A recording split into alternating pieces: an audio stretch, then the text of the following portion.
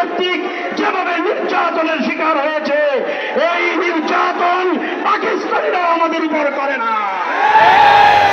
এই লোকটা রাজাকার আওয়ামী লীগ, তাদের দোসররা আমাদেরকে রাজাকার বানিয়েছে। আমরা মুক্তিযুদ্ধের উত্তরসূরি, আমরা কোনদিন রাজাকার নই। আমরা আমাদের অধিকার চেয়েছি, আর মাননীয় প্রধানমন্ত্রী আপনি আমাদেরকে রাজাকার বানিয়ে দিয়েছেন। আপনি আমাদের প্রধানমন্ত্রী হতে পারেন না, আপনি যোগ্যতা সম্পূর্ণ প্রধানমন্ত্রী বাংলাদেশের নয়। আপনাকে বাংলাদেশের মানুষ ঘৃণা ভরে প্রত্যাখ্যান করেছে। আপনি স্পেন গিয়েছেন, আমি আশা করব আপনি আর বাংলাদেশে পা রাখবেন না। যদি পা রাখার দুঃসাহস করেন, বাংলার মানুষ রাস্তায় নেমেছে, রাস্তায় নেমে প্রতিরোধ করবে ইনশাআল্লাহ। আমি বাংলাদেশের তৌহিদি জনতাকে উদ্দেশ্য করে বলবো, আপনারা মাঠে থাকে, ছাত্রদের পাশে থাকে, ছাত্র জনতার পাশে থেকে এমন দুর্বার আন্দোলন করে দিলেন। আমরা 69-এর গণঅভ্যুত্থান দেখিনি, 90-এর গণঅভ্যুত্থান দেখিনি, কিন্তু 24 সালের অভ্যুত্থান দেখবো ইনশাআল্লাহ, থাকবো ইনশাআল্লাহ, রক্ত দিব ইনশাআল্লাহ। আমার ভাই যদি শাহাদাত বরণ করতে পারে, আমি আরিফ, আমি আপনি কেন করতে পারবো না? আমরা রক্ত দিয়ে রাজপথ বিজিয়ে আমরা প্রমাণ করব এই জাতি আগামীর জাতি, 71-এর জাতি, এই বাংলাদেশ জাতিকে টিকিয়ে রাখতে পারবে না।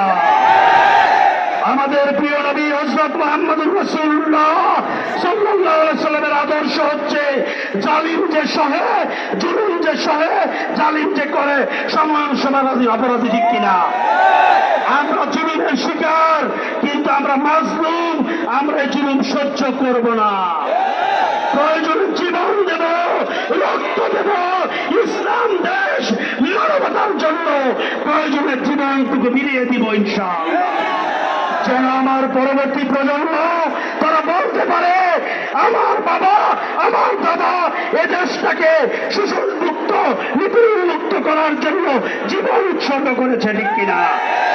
আমি যেমন আজকে বলি, আমার বাবা একজন মুক্তিযোদ্ধা, 71 সালে রণাঙ্গনে যুদ্ধ করার জন্য, এদেশকে শোষণ মুক্ত করার জন্য, সাম্য, মানবিক মর্যাদা, সামাজিক ন্যায় বিচার প্রতিষ্ঠার জন্য যেভাবে জীবন বিলিয়ে দিয়েছিল, আমরা যেরকম গর্ব করতে পারি আমার পরবর্তী প্রজন্ম এই 2024 শাসনের জন্য আমার একটি স্বাধীনতা, আমার একটি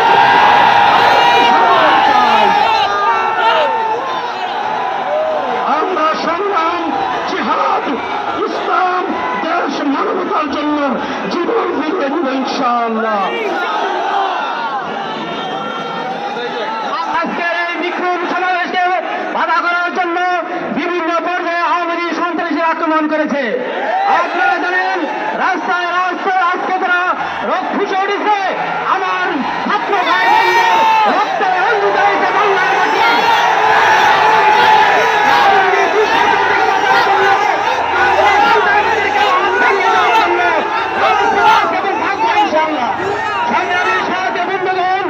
আপনারা জানেন, মিরপুরে আক্রমণ করা হয়েছে, উত্তরে আক্রমণ করা হয়েছে, বিভিন্ন পর্যায়ে বিভিন্ন রাস্তায় মধ্যে আমাদের ভাইদেরকে আহত করা হয়েছে।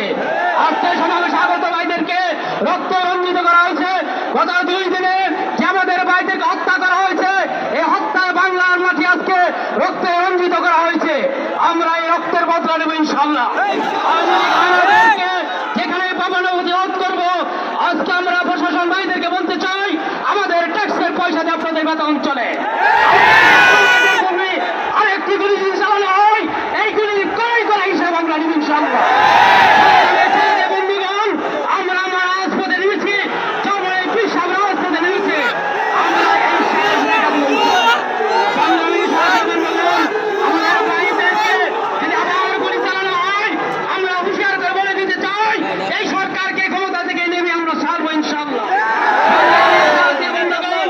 আমরা আজকে শান্তিপূর্ণ